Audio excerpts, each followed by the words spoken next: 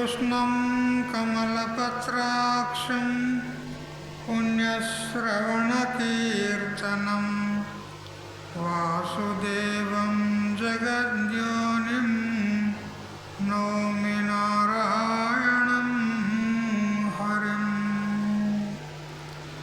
शङ्करं शङ्कराचार्यं केशवं बादरायणं सूत्रभाष्यकृतौ वन्दे भगवन्तौ पुनः पुनः। ईश्वरो गुरुरात्मेति मूर्तिभेदविभागिने व्योमवद्व्याप्तदेहाय दक्षिणामूर्तये नमः। युक्ताहारविहाराय विविक्तस्थलवासिने मलयाळयतीन्द्राय ब्रह्मनिष्ठाय ते नमः। गीता भागवताद्वैत तत्त्वामृतस्वरूपिणे गण्डीक्षेत्रनिवासाय रामकृष्णाय ते नमः। ॐ पूर्णमदः पूर्णमिदं पूर्णात् पूर्णमुदच्यते पूर्णस्य पूर्णमादाय पूर्णमेवावशिष्यते। ॐ शान्ति शान्ति शान्तिः।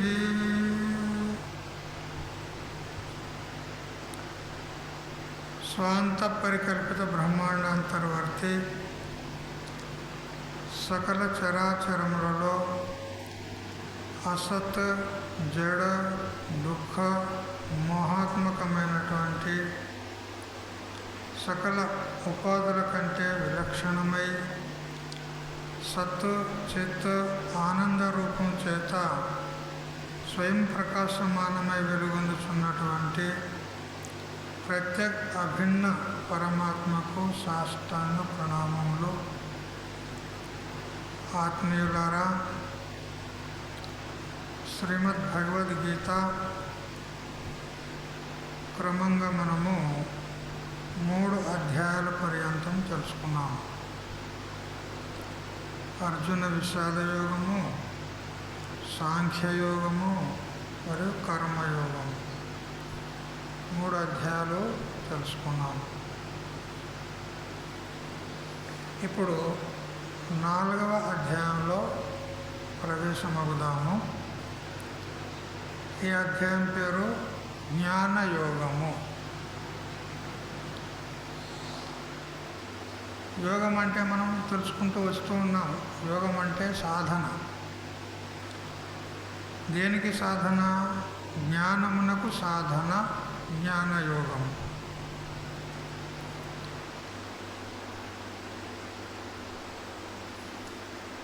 జ్ఞానం అంటే దేనికంటారు?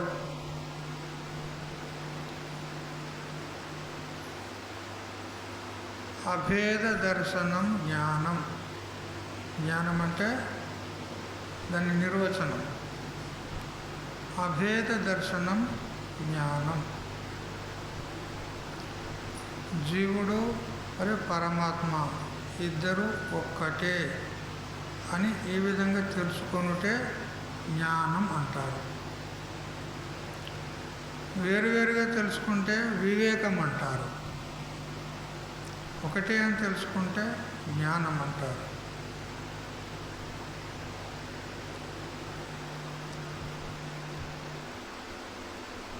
ఈ జ్ఞానమే మనుషులకు భూషణము. శరీరాన్ని అలంకరించుకోవడానికి అనేక ఆభరణాలు ధరించుకుంటారు, భూషణాలు ధరించుకుంటారు. కానీ అవన్నీ నిజమైనటువంటి భూషణాలు కావు. జ్ఞానం ఒకటి ఉంటే సరిపోతుంది. అదే అన్నిటికంటే శ్రేష్టమైనటువంటి భూషణం. కాబట్టి జ్ఞానం లేకపోతే మనుష్యుడు కాదు. మరేమిటి అంటే ద్విపాద పశువు.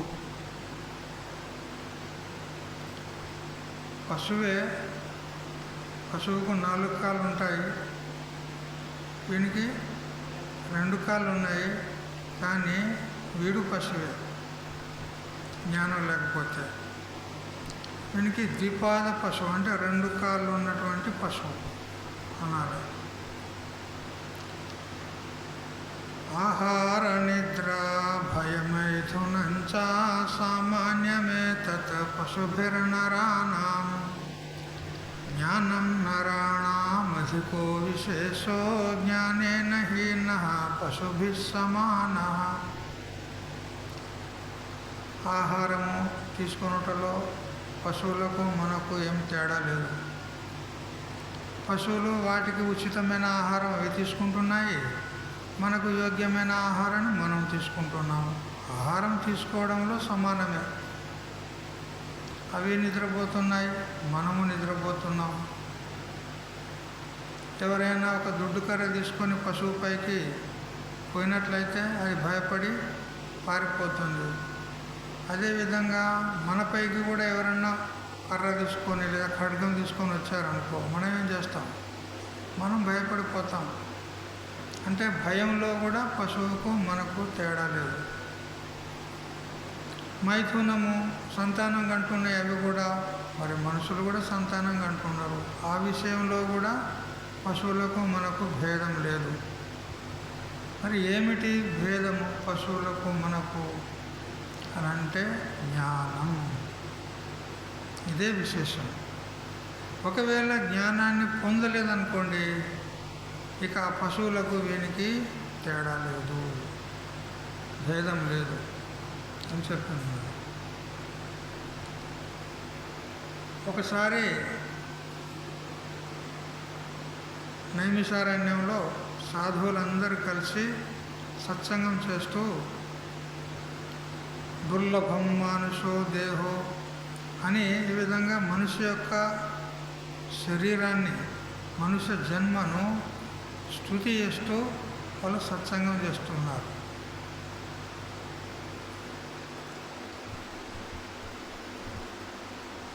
ఇట్లా ఒక వారం 10 రోజులు నడుస్తూ ఉంది సత్సంగము. అయితే చుట్టుపక్కల పశువులు, పక్షులు అవి కూడా అటు ఇటు తిరుగుతూ సత్సంగాన్ని వింటూ ఉన్నాయి.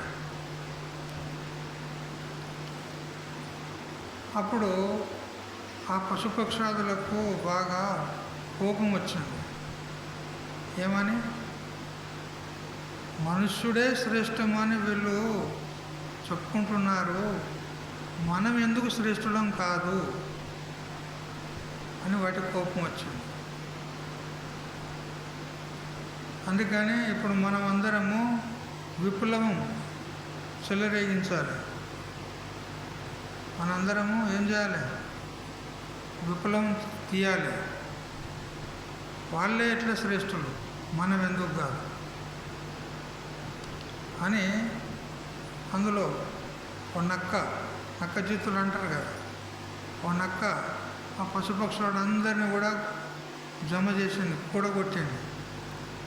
అందరినీ ఒక దగ్గర చేర్చి సమావేశం చేసి, చూడండి మిత్రులారా, ఈ మనుష్య జన్మమే శ్రేష్టమని వాళ్ళు చెప్పుకుంటున్నారు, మనం ఎందుకు శ్రేష్ఠులం కాదు? బాగా వినండి, మనము శ్రేష్ఠులం ఉన్నామని సిద్ధి చేయాలి, విప్లవం తీయాలి అని నక్కబావ అంటే, అప్పుడు కోతి బావ అన్నది, ఇగో మనందరము చిన్న వాళ్ళం, మన మాట ఎవడింటాడు? కాబట్టి మనలో కూడా పెద్ద పెద్దోళ్ళు ఉన్నారు, వాళ్ళను కూడా మనలో చేర్చుకుందాం. అన్నిటికంటే పెద్ద జంతువు ఏది? ఏనుగు కదా. ఏనుగు దగ్గరికి పోదాం పద. మనం పోయి మన యొక్క బాధ మనం చెప్పుకుందాం అని ఏనుగు దగ్గరికి పోయి, ఏమండి ఏనుగు గారు, ఈ సాధువులందరూ కలిసి మనుష్య జన్మే శ్రేష్టమని వాళ్ళు చెప్పుకుంటున్నారు, మరి పశుపక్షాదులం మనం ఎందుకు శ్రేష్ఠులం కాదు? మీరు సమ్మతిస్తారా లేదా? అవును, మీరు అన్నది సరిగ్గా ఉంది, నేను కూడా మీతో ఏకీభవిస్తాను. కానీ మనం అనుకుంటే సరిపోదు. ఈ అడవిలో ఉన్నటువంటి వారు ఎవరైనా సరే, పశువులు కానీ పక్షువులు కానీ ఏవైనా సరే, అందరినీ కూడా మనము ఏకత్రితం చేసి మన యొక్క విప్లవాన్ని ప్రారంభిద్దాం. అయితే ఈ నదీ తీరంలో ఒక సాధువు ఉన్నాడు, అక్కడ ఒక కుటీరంలో. ఆయన కూడా మనతో పాటు మనలోనే ఉండి జీవిస్తున్నాడు. ఆయనే చాలా మంచివాడు, ఏకాంతంగా ఉంటాడు, ప్రశాంతంగా ఉంటాడు, తన సాధన తను చేసుకుంటాడు. మనము అతను చుట్టుముట్టు తిరిగినా కానీ మనం ఏమనడు. పశువులు పక్షులు ఆయన కుటీరం చుట్టూ తిరుగుతూ ఉంటాయి, ఆయన మనతోనే కలిసి ఉంటాడు. కాబట్టి అతన్ని కూడా మనలో కలుపుకుందాం అని ఆ సాధువు దగ్గర పోయారు. పోయి ఇక వారి యొక్క ఆ సమస్య ప్రస్తుతించారు సాధువు ముందు. సాధువు గారు, చూడండి, ఇది ఎంతవరకు సమంజసము, ఇది యోగ్యమైనా చెప్పండి. ఆ మహాత్ములందరూ కలిసి మనుషుడే శ్రేష్ఠుడు, మనుషుడే ఉత్కృష్టుడు అని వాళ్ళందరూ చెప్పుకుంటున్నారు. మరి పశుపక్షాదులమైనటువంటి మాకు అన్యాయం జరుగుతలేదా? మేము శ్రేష్ఠులం కాదా? చెప్పండి మీరు అని ఆ సాధువు గారిని మొత్తం ఏకత్రితమైనటువంటి ఆ పశుపక్షాల సమూహం అంతా అడిగింది. అడిగి అందులో ఒక్కొక్కరు లేచి చెప్తూ ఉన్నారు. కుక్క సాధువు గారిని అంటుంది, సాధువు గారు, నా సంగతి నీకు తెలుసు కదా, నేను ఎంత విశ్వాసంతో యజమానిని రక్షిస్తూ ఉంటాను.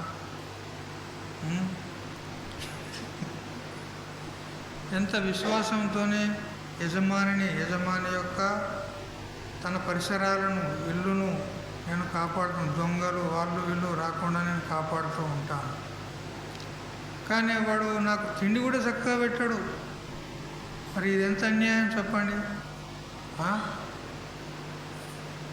ఇంత విశ్వాసపాత్రుడైనటువంటి నన్ను నాకు అన్యాయం చేస్తుండ్రా లేదా? మరి ఈ విశ్వాసం మనుషుల్లో ఉందా చెప్పు? మనుషుల్లో ఉందా ఈ విశ్వాసం? కుక్కకున్న విశ్వాసం లేదు. తిన్నింటి వాసాలు లెక్కలు విని వాందే తింటాడు, వానికే ముప్పు చేస్తాడు. ఏమైనా విశ్వాసం ఉన్నట్ట మనిషికి? మరి ఇప్పుడు నేను శ్రేష్టమా, మనిషి శ్రేష్టమా చెప్పు? కుక్కనే శ్రేష్టం కదా, మీరు ఒప్పుకున్నారు కదా, నాకు ఓటు పడ్డదన్నట్టు. సరే, ఆ తర్వాత ఒక కాకి వచ్చింది. ఏ సాధువు గారు, చూడండి, నాకు ఎక్కడైనా ఒక రొట్టె ముక్క కనిపించింది అనుకో, దాన్ని నేను నోట ఖర్చుకొని నేను తినను. దాన్ని అక్కడ పెట్టి నేను కావు కావు కావు కావు అని నా మిత్రులందరినీ పిలిచి అందరం కలిసి తింటాం. మేము కాకి స్వభావం ఇది, అది తినదు ఒకటి, పిలుస్తుంది అందరినీ, కావు కావు అని పిలుస్తుంది. చూడు, మనందరం కలిసి తిందాం రండి అని నేను నా మిత్రులందరినీ పిలుస్తాను. మరి మనుషుల లోపల ఉన్నది ఆ గుణం? ఏదైనా మంచి పదార్థం దొరికితే సాటుకు పోయి వాడే తింటాడు, కానీ ఇతరులకు పెట్టాడు వాడు. ఎంత స్వార్థపరుడు వీడు. ఇప్పుడు నేను శ్రేష్టమా, మనిషి శ్రేష్టమా చెప్పు? నేనే శ్రేష్టం కదా.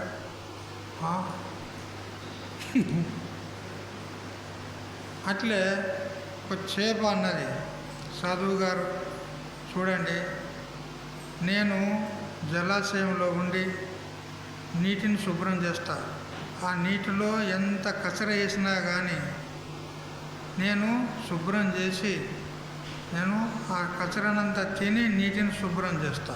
మరి నేను ఎవ్వరికి కూడా అన్యాయం చేయను. చేస్తుందా చేప? ఎవరికైనా అన్యాయం చేస్తుందా? దాని బ్రతుకు అది బతుకుతుంది, దాని పాటికి అది బ్రతుకుతుంది. ఎవరికైనా అన్యాయం చేస్తుందా? కానీ చూడు, అకారణ శత్రువులు ఎవరు? బెస్తవాళ్ళు, జాలర్లు, వాళ్ళు వస్తారు, నన్ను పట్టి చంపి తింటారు. ఇదేం అన్యాయం చెప్పు? నేను ఎవరి తెరువు కూడా పోను, ఎవరికి నేను ఏమనను, ఎవరికి అన్యాయం చేయను. ఆయన అన్యాయంగా నన్ను పట్టి చంపి తింటారే, ఇది న్యాయమా అన్యాయం చెప్పు? ఇక ఒక ఆవు వస్తుంది. ఆవు వచ్చి, సాధువు గారు చూడండి, నా సంగతి నీకు తెలుసు కదా, నన్ను ఏమంటారు? గోమాత అంటారు కదా. భూమాత, గోమాత, వేదమాత. ఈ మాత అనే శబ్దము ఈ ముగ్గురికే దక్కింది కదా.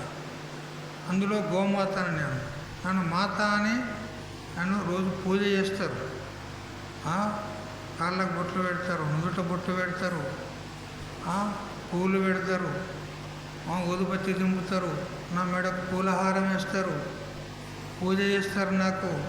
మరియు నా పాలను వాళ్ళు తీసుకుంటారు, తాగుతారు, పాలతోని పెరుగు చేసుకుంటారు, మజ్జిగ చేసుకుంటారు, వెన్న తీసుకుంటారు, అనేక వాళ్ళ అవసరాలు తీర్చుకుంటారు. మరి నా కుమారులు, నా సంతానం వాటితో నాగలు దున్నుకుంటారు, బండి దూలుతారు వాటితోని. పూర్వకాలంలో మూటలు కొట్టేది, ఎరికేనా మూట అంటే? బావులలో నీళ్ళు తోడడానికి ఆ పశువులను కట్టి వెనకకు ముందుకు వెనక ముందుకు పెద్ద బొక్కెన్లు ఉండేది, పెద్ద ఇంతింత.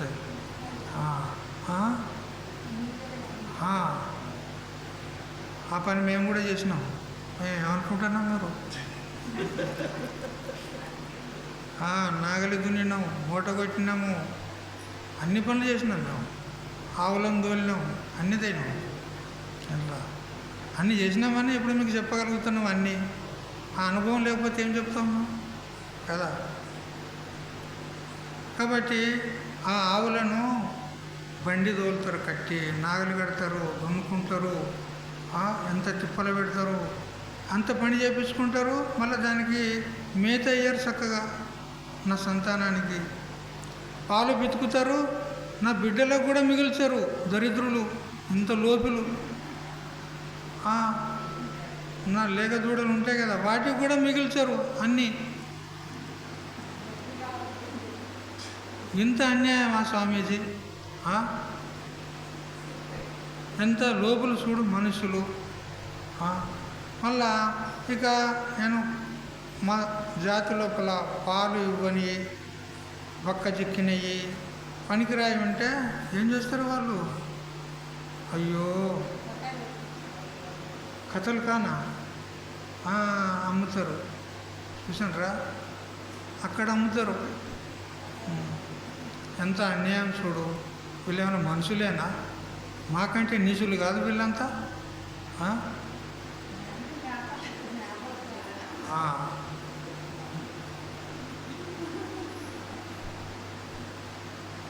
నెమలి వస్తుంది, నెమలి అంటది, సాధువు గారు చూడు, నా ఈకెలను ఇంట్లో పెట్టుకుంటే దయ్యాలు భూతాలు రావు. నా ఈకెలను కృష్ణుడు నెత్తిలో పెట్టుకుంటాడు. నేను ఎంత శ్రేష్ఠుని చెప్పు. నెత్తిలో పెట్టుకొని తిరుగుతారు నా ఈకెలను. భగవంతుడు, మనుషులు కాదు, భగవంతుడు అసంటిది పెట్టుకుంటాడు. మరి భగవంతుడే నన్ను నెత్తిలో పెట్టుకొని తిరుగుతాడంటే నేను ఎంత గొప్ప, ఎంత శ్రేష్ఠుని. మరి మనుషులు ఎట్లా శ్రేష్ఠులే అని చెప్పు అని.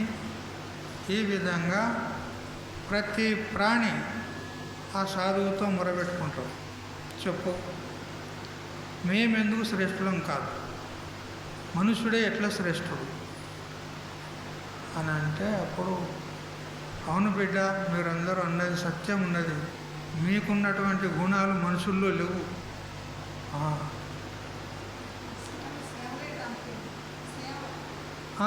చీమలు కూడా చూడు, ఇంకోళ్ళని పట్టుకొచ్చింది ఈ మాత, నేను మర్చిపోయినా కదా.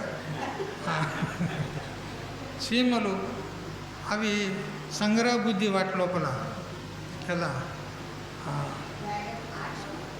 సంగ్రహం చేస్తాయి అవి కదా. అక్కడ మనం పారేసినటువంటి ఆ నూకలు అవి ఇవి ఉంటే వాటిని అన్నిటిని ఒక్కొక్కటి తీసుకుపోయి ఇల్లంతా శుభ్రం చేస్తున్నాయా లేదా అవి? చూడు, ఈ విధంగా ప్రతి ప్రాణి వాటి శ్రేష్టతను చెప్పుకుంటూ, మరి ఈ గుణము మనుషుల్లో ఉందా చెప్పండి? లేదు కదా. మరి మేము శ్రేష్ఠమా అవి శ్రేష్టమా చెప్పు? మనుషులు శ్రేష్టమా మేము శ్రేష్టమా అని అంటే, అప్పుడు సాధువు గారు అంటారు, అవును బిడ్డ, మీరు అన్నది సరిగ్గానే ఉన్నది, సత్యం ఉన్నది, కానీ మనుషుల్లో ఒకటి శ్రేష్ఠ గుణం ఉన్నది, అది మీలో ఎవరిలో కూడా లేదంటాడు. మీలో ఎవరిలో కూడా లేదు. ఏమిటి అంటే జ్ఞానం, వివేక జ్ఞానం. అది మీలో ఎవరిలో కూడా లేదు, దాన్ని మీరు పొందలేరు కూడా, మీతో కాదు కూడా. ఎంత పెద్ద సింహమైనా కానీ దాని స్వభావాన్ని మార్చుకోదు, జ్ఞానాన్ని పొందలేదు, వివేక జ్ఞానం ఉండదు వాటికి. మీకు ఒకవేళ వివేక జ్ఞానం ఉంటే మీరు మనుషులు చేసేటువంటి కుతంత్రాలు యుక్తుల చేత మీరు పట్టుబడి ఎందుకు బలైపోతున్నారు చెప్పండి? ఇప్పుడు సింహం ఉన్నది, అడవికి రాజు, కానీ బోన్లో పడుతుంది. అది బోన్లో పడుతుందా లేదా? ఒక చిన్న మేకపిల్లను ఆ బోన్లో పెట్టి మధ్యలో అడ్డుగోడలాగా అదొకటి పెడతా అంటే చిన్న మేకపిల్లకి ఏం కాదు, దానికి మీటు పెడతాడు. ఇక ఇక్కడ అది మెల్లగా పోగానే టక్కున పడుతుంది. పడిపోయిందా లేదా? మరి వివేకం ఉన్నదా? ఇది బోన్ ఉన్నది, ఇందులో పోతే నాకు ప్రాణహాని ఉన్నదనే జ్ఞానం ఉందా దానికి? లేదు. జింకలు ఉన్నాయి, పక్షులు ఉన్నాయి, వాటికి ఎత్తుగడ వేసి వాటిని అన్ని మనుషులను పడతారు వాటిని అన్నిటిని. మరి వాటికి వివేకం ఉందా? వల వేస్తాడు వేటగాడు, వల వేసి నూకలు చల్లి వల వేస్తాడు. వల వేస్తే ఆ పావురాలన్నీ వచ్చి వలలో చిక్కుపడతాయి. వివేకం ఉందా? లేదు. అందుకే చెప్తున్నా, మీ అందరిలో ఒక్కొక్కరిలో ఒక్కొక్క శ్రేష్ఠ గుణం ఉంది, కానీ వివేక జ్ఞానం లేదు మీతో. ఎంత పెద్ద సింహం ఉందని ఏమన్నా ఉండండి, దాని స్వభావాన్ని మాత్రం మార్చుకోజాలదు.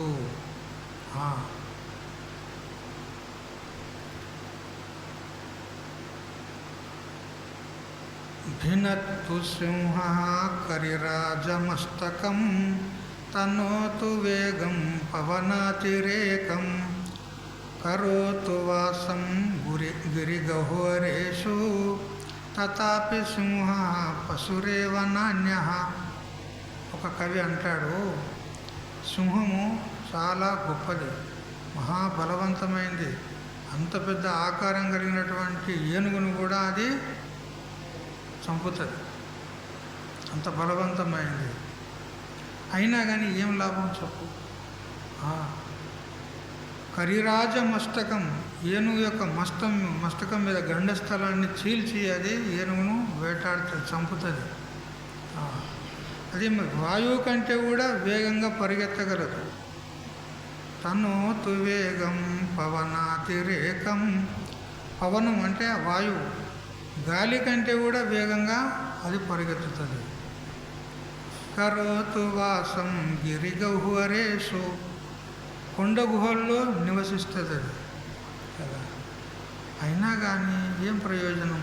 తథాపి అయినా కూడా సింహ పశురేవ నాణ్య, అది సింహం పశువే అనబడుతుంది కానీ అది ఇంకేం కాదు, అది పశువే అంతే.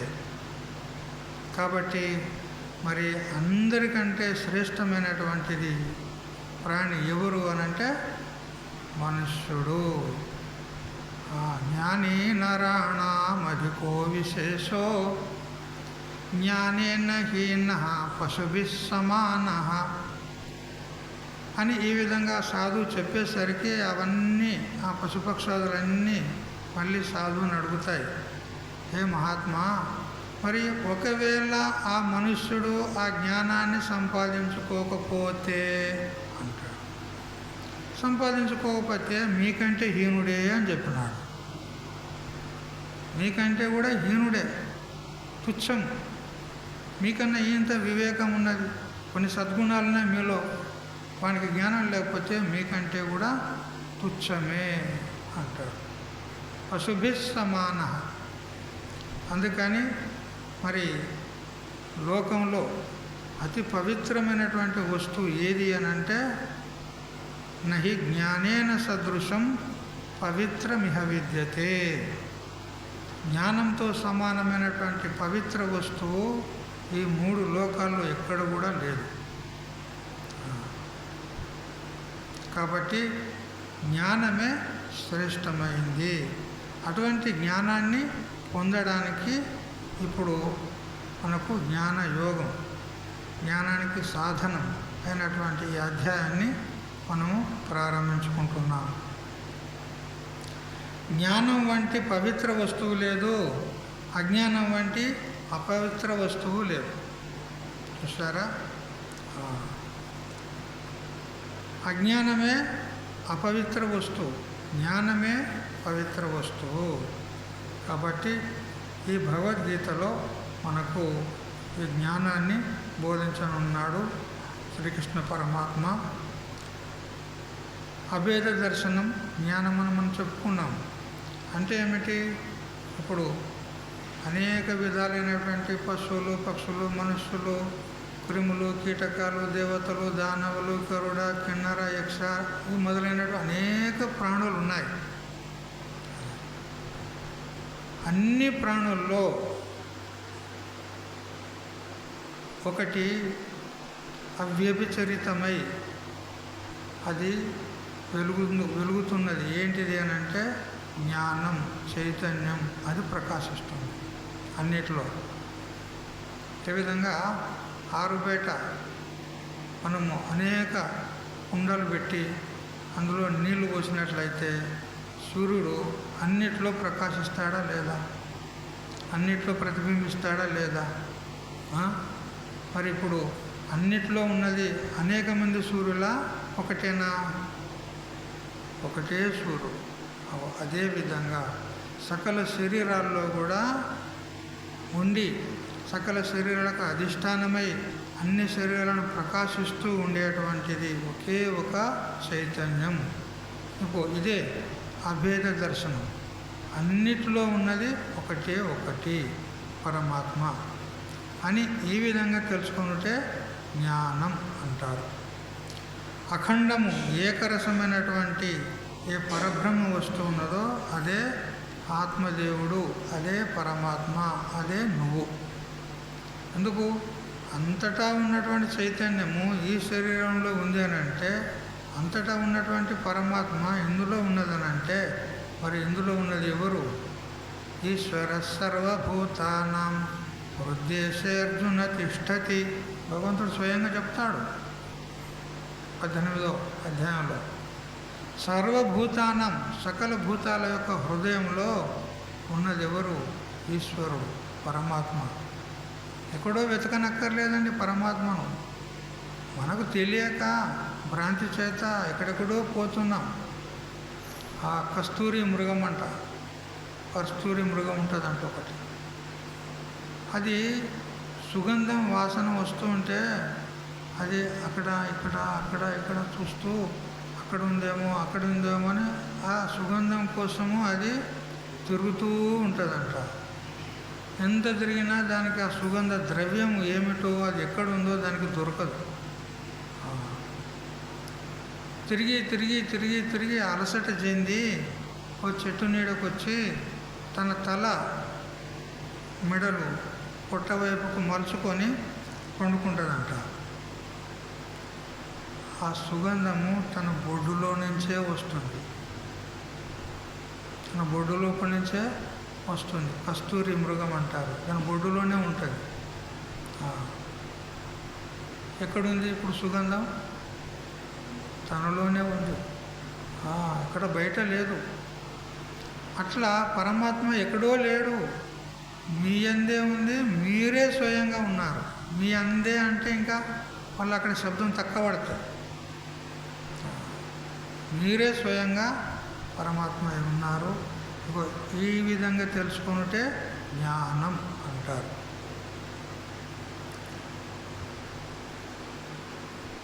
ఈ భగవద్గీతకు ప్రతిపాద్యమైనటువంటి విషయం అంటే ఈ భగవద్గీతలో ఏ విషయం మీరు చెప్పదలుచుకున్నారు అని ఎవరైనా అడిగినారనుకో, అప్పుడు మీరేం చెప్తారు? భగవద్గీతలో ఈ ఫలానా విషయం చెప్పబడింది, ముఖ్యంగా ప్రతిపాద్య విషయము అని మీరు ఏ విషయాన్ని చెప్పగలుగుతారు? చెప్పండి. పరమాత్మ గురించే చెప్తుంది, ఇంకా వేరే విషయం ఏం లేదు. అయితే ఆనుషంగికంగా పరమాత్మను తెలుసుకోవడానికి సాధన రూపంలో అనేక విషయాలు చర్చించడం జరుగుతుంది. కానీ లక్ష్యం, ముఖ్యమైనటువంటి విషయం ఏది? పరమాత్మను ప్రతిపాదించడమే భగవద్గీత యొక్క ముఖ్య ఉద్దేశం. ఇదే భగవద్గీతకు ప్రతిపాద్య విషయం. అందుకని ఆ పరమాత్మ యొక్క అపరోక్ష సాక్షాత్కారం కోసమే మనుష్యుడు ప్రయత్నం చేయాలి. కానీ ఈ ప్రాపంచికమైనటువంటి సుఖోపభోగాల కోసము, క్షణికమైనటువంటి సుఖాల కోసము, మరియు పుత్రమిత్ర కలత్రాదులు, భార్య బిడ్డలు, భర్త, కొడుకులు, కోడళ్ళు, ఈ సంసారం, వాళ్ళ యందు ఉన్నటువంటి ఏదైతే మోహం ఉన్నదో అది తొలగించుకొని వాళ్ళ కోసం కానీ ఆ వస్తువుల కోసం కానీ ఏడవకుండా భగవంతుని కోసం ఏడవండి. అంతే కదా. ఇప్పుడు ఏడ్చేటోడు అరణ్యంలోకి పోయి ఏడిస్తే ఏమైనా లాభం ఉన్నదా? అరణ్యంలోకి పోయి ఏడిస్తే ఏమైనా లాభం ఉందా? ఎవడన్నా నీకు ఓదార్చేటోడు ఉన్నాడా? పోనీ ఆ దుఃఖం తీర్చేటోడు ఉన్నాడా? నీకు సహాయం చేసేటోడు ఉన్నాడా అడవిలో? ఇట్లాంటి వాళ్ళ దగ్గరికి వచ్చి ఏడితే ఏమన్నా ఉపాయం చెప్తారు కదా. ఆ ఏడుపేదో మహాత్ముల దగ్గరికి వచ్చి ఏడుకోండి కదా, మహాత్ములు ఏదైనా ఉపాయం చెప్తారు. అడవిలోకి పోతే ఏమో, అందుకే అరణ్య రోదనం అంటారు. అడవిలోకి పోయి ఏడిస్తే ఏం ఉపయోగం చెప్పండి? అంతేనా లేదా? మహాత్ముల దగ్గరికి పోయి ఏడవాలి. నచికేతుడు ఏడవలేదా యమధర్మరాజు దగ్గర పోయి? ఇప్పుడు అర్జునుడు ఏం చేస్తుండు? భగవంతుని ముందట ఏడుస్తలేడా? అట్లా భగవంతుని ముందు పెట్టుకొని ఏడవండి, మహాత్ముల ముందు ఏడవండి. ఏడిస్తే దానికి ఏదైనా ఒక సమస్య ఉంటే దానికి పరిష్కారం అని చెప్తారు వాళ్ళు మహాత్ములు. పుట్టిగా ఏడిస్తే ఏం లాభం? మంది కోసం ఏడిస్తే ఏం లాభం? పనికిరాని వాళ్ళ గురించి ఏడిస్తే ఏం లాభం చెప్పు? వాళ్ళతో నీకు వచ్చింది లేదు, పోయింది లేదు. అందుకని పరమాత్మ గురించి ఏడవండి, పరమాత్మను అన్వేషించండి. పరమాత్మ ఎక్కడో లేడు, మనలోనే ఉన్నాడు. ఉన్న పరమాత్మను మనలోనే పెట్టుకొని బయట వెతికితే ఎక్కడ దొరుకుతుంది చెప్పండి?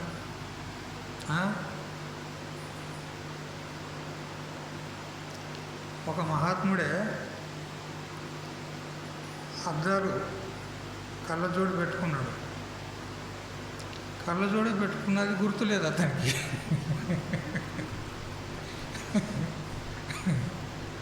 కళ్ళజోడు పెట్టుకున్నది గుర్తులేదు, కళ్ళకే ఉన్నాయి అద్దాలు.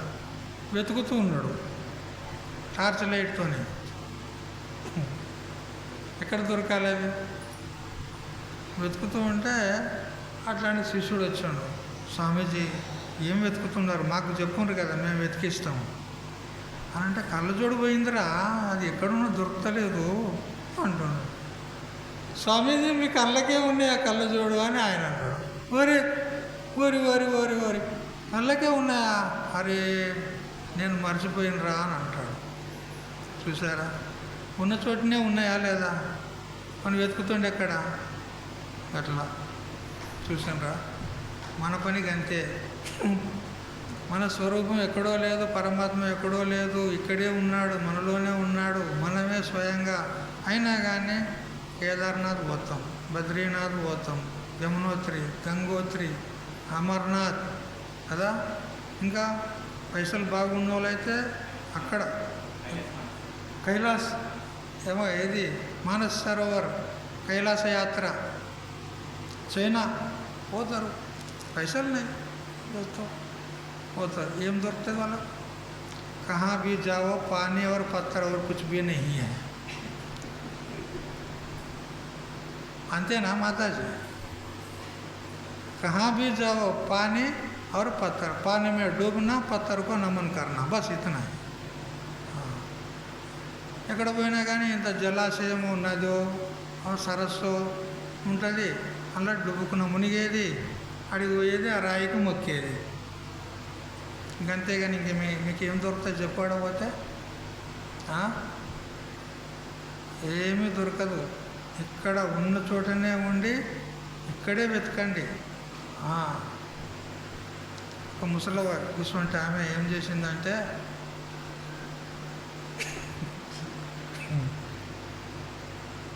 రాత్రిపూట వీధి లైట్లు వెలుగుతాయి కదండి, ఆ వీధి లైట్లు వెలుగుతుంటే ఆ వీధి లైటు కింద భూమి మీద వెతుకుతుందంట. ఒక ఆయన దారి గుండా పోయానే, ఏ అమ్మ ఏం వెతుకుతున్నవే తల్లి అని అంటే, సూది పోయిందిరా అన్నదంట. సూది బట్టలు కుట్టుకునేది, సూది పోయిందిరా వెతుకుతున్నా. ఎక్కడ పోయింది అవా, ఇంట్లో పోయిందిరా, ఇంట్లో పోయిందిరా. పోయింది ఎక్కడ, వెతుకుతుంది ఎక్కడ, గట్లా ఉన్నది మన పరిస్థితి కదా. ఇక్కడే ఉన్నది, ఇక్కడ ఉన్నటువంటి మన స్వరూపాన్ని విస్మరించి ఎక్కడెక్కడో క్షేత్రాలు పోయి అక్కడ వెతుకుతున్నాం మనం భగవంతుడని. మనం నిజంగా బుద్ధిమంతులమే అంటారా, ఇంకేమన్నా చెప్పండి. ఆ మాట ఇక ఎందుకనాలి, మీకు తెలిసినట్టే అనుకుంటా కదా. ఇది బుద్ధిమంతుల లక్షణాలు కాదు కదా. ఎక్కడ పోయిందో అక్కడ వెతకాలి కానీ ఎక్కడో వెతికితే దొరుకుతుందేమి, దొరకదు. అందుకని జ్ఞానం పొందాలి, మన స్వరూపం ఏదో తెలుసుకోవాలి. ఇక్కడే శోధించాలండి, ఎక్కడో కాదు, ఈ సంఘాతంలోనే శోధించాలి. ఒక్కొక్క దాన్ని సైకిల్ పార్ట్స్ అన్నీ కూడా ఓరైలింగ్ చేసినప్పుడు ఎట్లా చేస్తారు వాళ్ళు, ఒక్కొక్క పార్ట్ అన్నీ ఇప్పి పక్కకు పెడతారు. నట్లు, బోలోట్లు, హ్యాండిల్, చాప, చక్రము అన్నీ ఒక్కొక్కటి అన్నీ ఇప్పి పక్కకు పెడతారు కదా. పక్కకు పెట్టి మళ్ళీ అన్నీ జోడిస్తారు కదా. అట్లా మనం కూడా కాలు తీసి పక్కకు పెట్టు,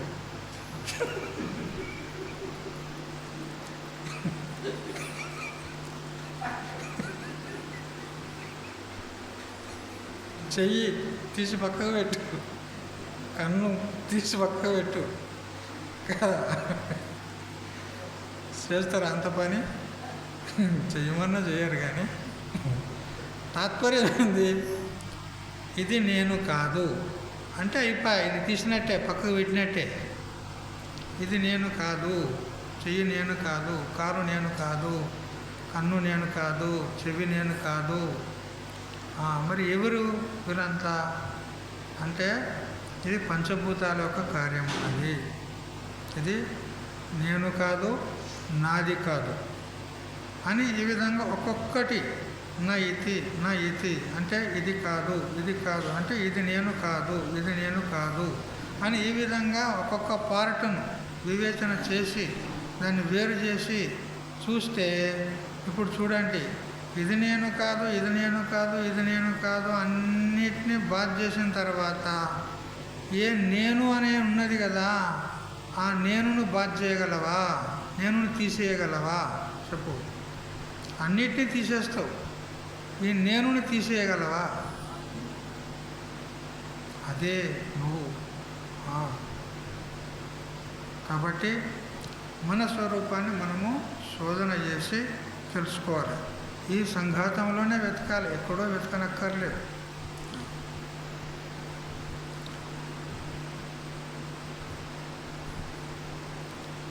సాధనలందు పట్టుదల మనకు గట్టిగా ఉండాలి.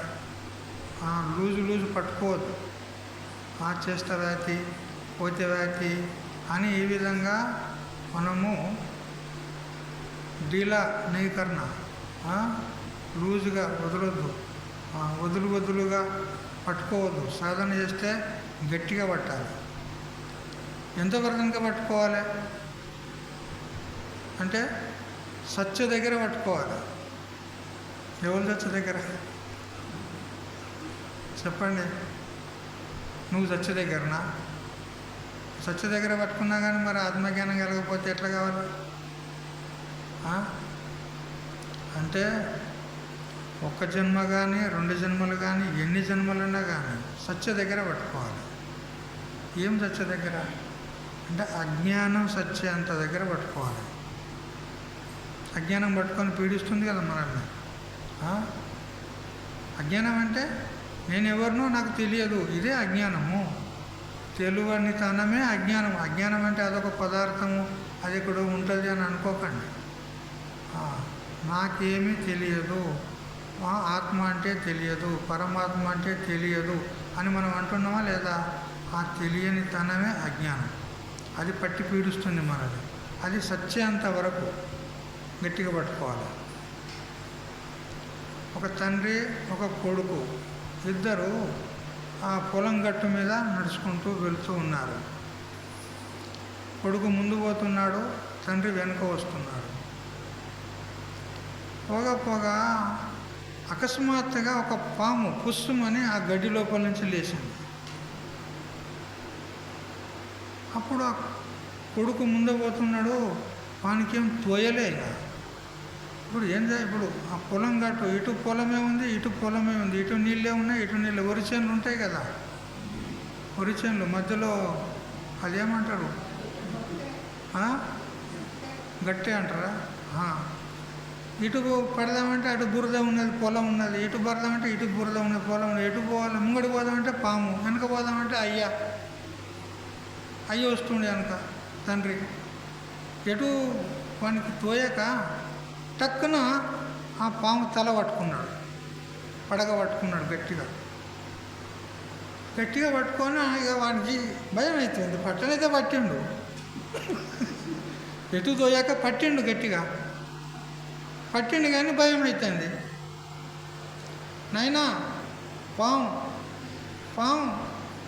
మనకి మాట్లాడడానికి వస్తలేదు.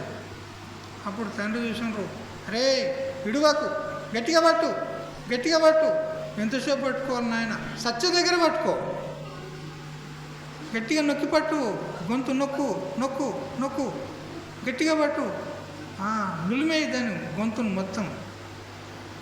ఎంతవరకు దగ్గర? సత్య దగ్గర పట్టుకో అంటే వాడు గట్టిగా పట్టి నులిమి అంతే. అది ఇక మెసలుకుంటా అయింది, ఇక అల్లడబడ్డది. అప్పుడు దాన్ని వదిలిపెట్టు. ఎందుకు చెప్పినా ఈ దృష్టాంతం? పనిలేక చెప్పిందా? ఎందుకు చెప్పినా? సాధన చేస్తే అట్లా గట్టి పట్టుదలతో చేయాలి. మన లక్ష్యాన్ని సాధించే వరకు పట్టు విడువరాదు, పట్టు పట్టరాదు, పట్టి విడువగరాదు. పట్టెనేని బిగియ పట్టవలెను, పట్టి విడుచుట కంటే ప్రాణం విడుచుట మేలు, విశ్వదాభిరామ వినురవేమ. ఇంత మంచిగా చెప్పుకుంటూ చూడు వేమన. అచ్చ తెలుగు, సామాన్యమైన తెలుగు భాషలో శుద్ధ వేదాంతం చెప్తాడని. చూసారా? చూడాలి, ఏదైనా పని చేసినప్పుడు ఈ పని నాతోనే అవుతుందా కాదా అని మొదలు విచారం చేయాలి. మరి దీనివల్ల నాకు ప్రయోజనం ఉందా లేదా, ఇది కూడా విచారం చేయాలి. విచారం చేసి ప్రయోజనం ఉంది, నేను చేయగలుగుతాను అని ఎప్పుడైతే నీకు నిశ్చయం అవుతుందో అప్పుడు ఆ కార్యాన్ని చేపట్టు. చేపట్టిన తర్వాత ఇక విడిచేది లేదు ఇక దాన్ని, అంతే. పూర్తిగా దాన్ని ఫలావసాన పర్యంతం ప్రయోజనాన్ని సాధించేంత వరకు ఆ కార్యాన్ని వదలకూడదు. గట్టి పట్టుదలతో ఆ కార్యాన్ని సాధించి తీరాలి. సాధన చేయమురా నరుడా, చెప్పండి, సాధ్యము కానిది లేదురా. సాధన చేసిన తర్వాత సాధ్యం కాదెందుకు? నువ్వు ఒక్కొక్క అడుగు వేసుకుంటూ నువ్వు గమనం చేస్తూ ఉంటే నీ గమ్యం చేరుకుంటావా లేదా?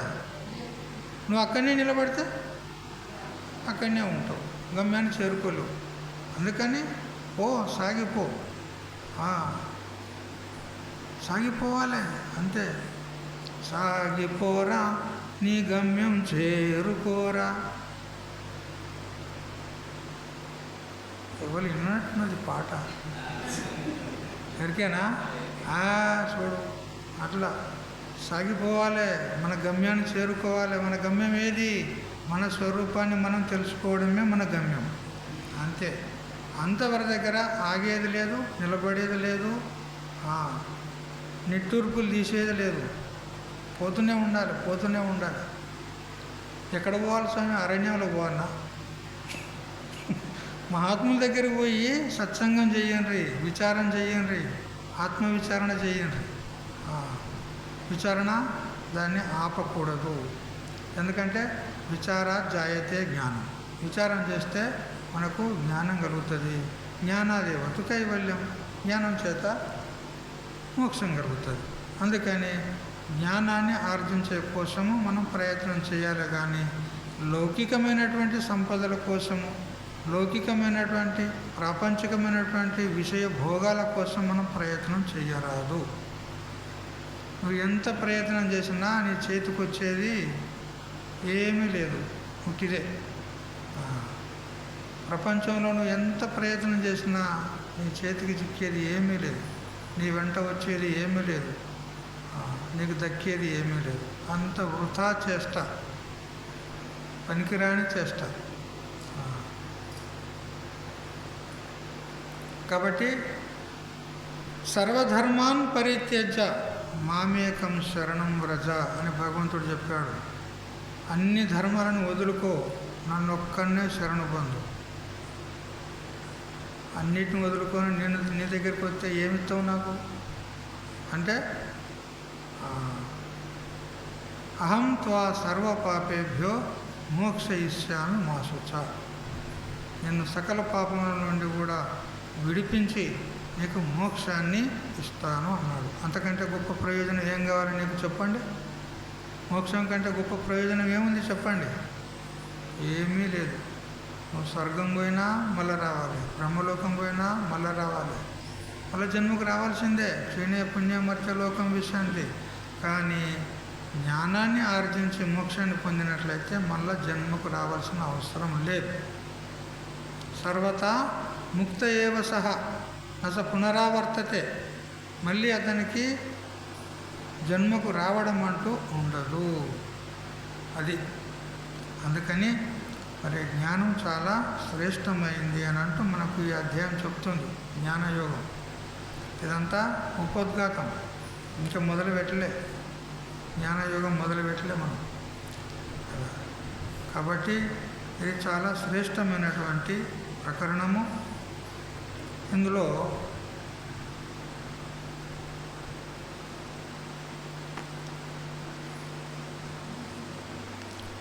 మొట్టమొదటి శ్లోకం చదవాలి.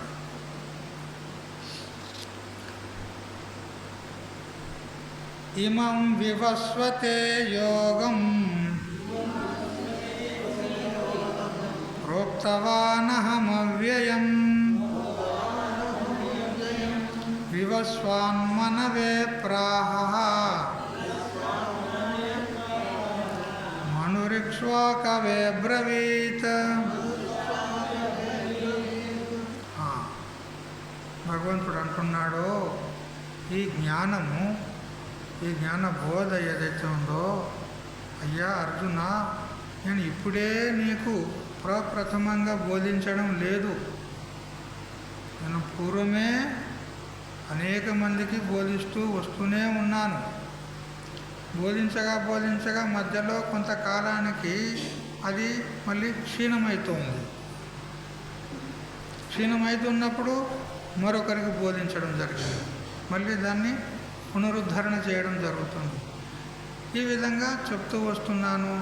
మరి నేను చెప్పిన దాన్ని వారు కూడా ఇంకోరికి చెప్తారు, వారు ఇంకోరికి చెప్తారు, వారు ఇంకోరికి చెప్తారు. ఈ విధంగా జ్ఞానం యొక్క పరంపర కొనసాగుతూ ఉంది అని చెప్తూ, అహం అంటే నేను, అవ్యయం అంటే నాశరహితమైన, ఇమం యోగం అంటే ఈ జ్ఞానయోగం ఏదైతే ఉందో, కర్మయోగాన్ని మరి దాంతోపాటు జ్ఞానయోగాన్ని. కర్మయోగం ఏమో అంతఃకరణ శుద్ధికి దోహదమవుతుంది.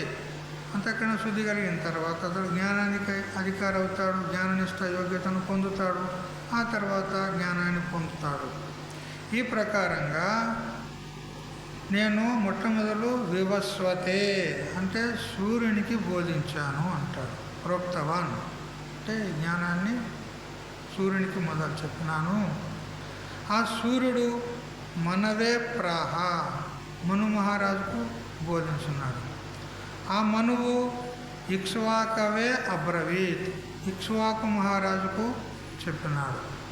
ఈ విధంగా పరంపరా రూపం చేత ఈ జ్ఞానము కొనసాగుతూ వస్తూ ఉంది అని చెప్తున్నాడు. నిష్కామ కర్మయోగము మరి దాంతోపాటు జ్ఞానం కూడా నేను చెప్తూ వస్తున్నాను. అయితే కర్మయోగం చేత ఏమవుతుంది?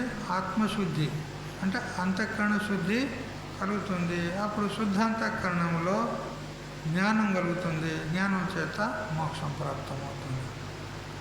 ఈ ప్రకారంగా ఏవం పరంపరా ప్రాప్తం ఇమం రాజర్షయో విదుః సకాలే నేహ మహతా యోగో నష్టః పరంతప. హే పరంతప అని అర్జునుని సంబోధిస్తూ భగవంతుడు అంటున్నాడు. పరాన్ అంటే శత్రువున్, తప అంటే తప్పింపజేసేటువంటి ఓ అర్జున, శత్రువులను తన యొక్క పరాక్రమం చేత తప్పింపజేసేవాడు, ఓడించేవాడు. అటువంటి ఓ అర్జున, ఏవం పరంపరా ప్రాప్తం ఈ విధంగా పరంపరా రూపం చేత ప్రాప్తమైనటువంటి ఇమం యోగం ఈ యోగాన్ని రాజర్షయ రాజఋషులు విదుహు అంటే ఎరుగుదురు. స యోగ ఆ యోగ మార్గము మహతా కాలేన అంటే బహుకాలము గడుచుట చేత ఇహ ఈ లోకమునందు నష్టమైపోయింది అంటాడు. అంతే కదా, అధిక కాలం గడిచిన తర్వాత అది కాస్త అది మరుగైపోతూ ఉంటుందన్నమాట. అట్లా జ్ఞానం కూడా చాలా కాలం గడిచేసరికి అది కాస్త మరుగైపోయింది అంటాడు. మరుగైపోతుందా లేదా? ఇక్కడ ఈ కొత్తపేట లోపల మనం జ్ఞానం గురించి చర్చ చేస్తున్నాం. లోకమంతా చూడండి, మరుగైపోయిందా? ఏమున్నది? లోకమంతా చీకటే, అంత చీకట్లోనే ఉన్నారు. అంతా ఎవరు చింతన చేస్తున్నారు ఈ జ్ఞానం గురించి? చెప్తే కూడా వినడానికి సిద్ధం లేరు. ఏ పోవయ్యా పనిపాట లేని చేసుకోవాలి. ఆ పని మాకు పనులు ఉన్నాయి మస్తుగా, ఏం పనిపాట లేదనుకున్నావు మాకు అని వాళ్ళు సంసారంలోనే తిరుగుతున్నారు. కానీ మరి జ్ఞానాన్ని ఆర్జించి మోక్షాన్ని పొందుదామనేటువంటి వివేకం లేదు కదా. మరి ఇప్పుడు యాన్నో ఒక దగ్గర కోట్లకో నూట్లకో ఒక దగ్గర జరుగుతున్నాయి సత్సంగాలు. మరి 140 కోట్ల మంది ఉన్నారు మన భారతదేశంలో, అంతే కదా. అంతమందిలో ఎంతమంది విచారం చేస్తున్నారు ఆత్మచింతన చెప్పండి. ఎక్కడో క్వచిత్ అక్కడక్కడ ఏరేసినట్టు మరి మరుగైపోతుందా లేదా? అందుకని మరి ఈ జ్ఞానం మళ్ళీ ప్రగతిలోకి రావాలంటే, వెలుగులోకి రావాలంటే, ప్రచారంలోకి రావాలంటే మరి మనబోటి వాళ్ళమే కదా జ్ఞానాన్ని ప్రచారం చేసేది. ఎవరు?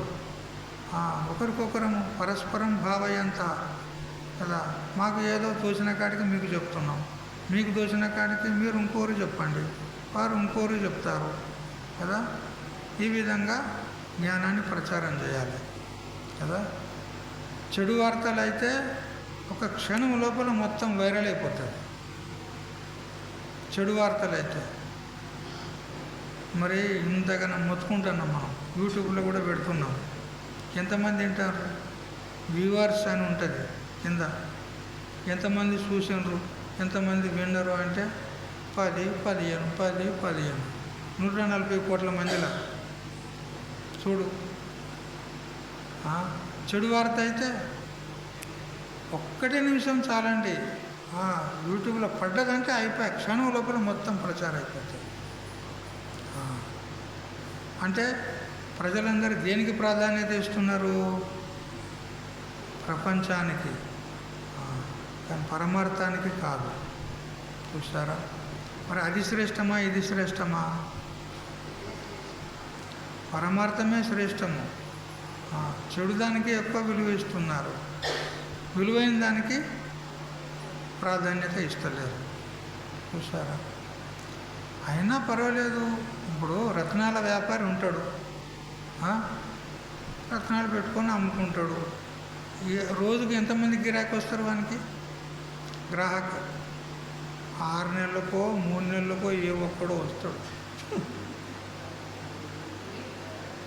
ఇదేమి కిరాణా మర్చంట, ఇది రత్నాలున్నాయి కదా. రత్నాలు కొనేటందుకు ఎంతమంది వస్తుంది? ఇవాళ రేపు ఇక బంగారం కొనేటందుకు కూడా గిరాకీ తక్కువ అయిపోయింది. ఇప్పుడు బంగారం బదులు రౌండ్ గోల్డ్ కదా, అవి ఎక్దమ్ బంగారం కంటే చమక్. వాటికి అంతే నీరు పోస్తారు, వేసుకుంటే చూసిన వాళ్ళు అరే ఇంత బంగారమా, చింతపండులాగా ఉన్నది, మొత్తం పెయ్యి అంత బంగారం అనుకుంటారు. ఏముండదు, అది ఉట్టిదే రోడ్డు గోల్డ్. ఏటా ఇప్పుడు ఇక బంగారం కొనేటట్టు లేరు. అది పుస్తకాలని చదువుకోవాలి, బంగారము అని చదువుకోవాలి అంతే. ఇక పెట్టుకునేటువంటి మొఖాలు లేవు ఇక మనకు. ఎందుకంటే 1,20,000 కదా, అవి ఎంత చింతగింజ అంత వస్తుంది కదా. ఎవడు కొంటాడు ఇక? ఆ వజ్రాలు గట్లే అయిపోయినాయి. వజ్రాలు పూర్వకాలంలో ఎప్పుడు మొన్న 600-700 సంవత్సరాల క్రితం శ్రీకృష్ణ దేవరాయల కాలంలో, ఈ విద్యారణ్య స్వామి కాలంలో ఉప్పు సంచులు బయట వేసుకొని ఉంటారు చూడు వ్యాపారస్తులు. ఉప్పు సంచులు బయట రోడ్డు మీదనే వేస్తారు, వాటిని ఎవడు దొంగతనం చేయడు. అట్లా వజ్రాల సంచులు పెట్టిపోతుంటారంట వెనకటప్పుడు. వజ్రాల బ్యాగ్స్ సంచులు బజార్లో ఆడ పడేసిపోతే అందరి ఇళ్ళల్లో వజ్రాలే ఉన్నాయి, ఎవడెత్తుకపోతాడు వాటిని? గట్ల ఉండేది. ఇప్పుడు చూద్దామంటే ఈ కళ్ళతో ఒక్కడికి కనపడదు. అట్లా అయిపోయింది. అంటే కాలం మారుతూ ఉంటే ప్రకృతి మారిపోతూ ఉంటుంది. అయితే చెప్పే తాత్పర్యం ఏంది? వజ్రాల వ్యాపారస్తుడు వజ్రాల వ్యాపారం చేస్తూ ఉన్నాడు, కానీ గిరాకీ రోజుకి ఎంతమంది వస్తారు? రోజుకు కాదు, 6 నెలలకు 3 నెలలకు ఒకడు వస్తాడు. అట్లా మన వ్యాపారం కూడా వజ్రాల వ్యాపారం ఉన్నది కదా. ఎంతమంది వస్తారు మన దగ్గరికి? చూడండి, కొత్తపేట లోపల దాదాపు 3-4 వేల మంది ఉన్నారు. ఈడెంతమంది ఉన్నారు? ఏళ్ళ మీద లెక్క పెట్టచ్చు. 1 2 3 4 5 అంతే. కదా.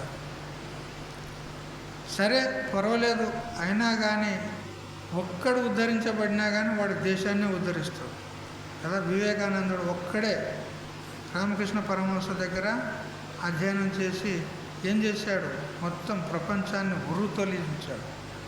అట్లా ఎవరో ఒకరు వెళ్తారు, చాలు, ఒక్కడు వెళ్ళినా చాలు. అందుకని మీరు బాగా నేర్వండి, మీరు అధ్యయనం చేయండి, విచారం చేయండి, ఆత్మతత్వాన్ని తెలుసుకోండి. మీరు ఆ అనుభవాన్ని పొంది ఇంకొకరికి మీరు అందించండి కదా. ఈ విధంగా మనము ఆధ్యాత్మ ప్రచారము చేస్తూ ఉండాలి. మన జీవితాన్నే అంకితం చేయాలండి. మహాత్ములందరూ అంకితం చేశారా లేదా వాళ్ళ జీవితాలను? మలయాళ స్వాముల వారు, రమణ మహర్షుల వారు, శంకరాచార్యుల వారు, విద్యారణ్య స్వామి, వీళ్ళంతా ఏం చేశారండి? వాళ్ళ జీవితం సంపూర్ణంగా లోక కళ్యాణానికే వాళ్ళు ఖర్చు చేశారు, ధారపోశారు జీవితాన్ని. అట్లా మనం కూడా ఈ లోక కళ్యాణం కోసం శరీరం ఉన్నంత వరకు జ్ఞానాన్ని ప్రచారం చేయాలి అని కంకణం కట్టుకోవాలండి. చెత్తవాతి పోతేవాతి అని ఇట్లా కాదు, కంకణం కట్టుకోవాలి, చేస్తాను అని. సరే, ఈ రోజుకు ఉపోద్ఘాత రూపంలో మనము జ్ఞానయోగం గురించి తెలుసుకున్నాం. 2 శ్లోకాలు కూడా చదువుకున్నాం. మిగతా విషయాన్ని రేపటి నుంచి తెలుసుకుందాం. హరి ఓం తత్సత్. ఓం సహనావతు సహనౌ భునక్తు సహ వీర్యం కరవావహై తేజస్వినావధీతమస్తు మా విద్విషావహై. ఓం శాంతి శాంతి శాంతి.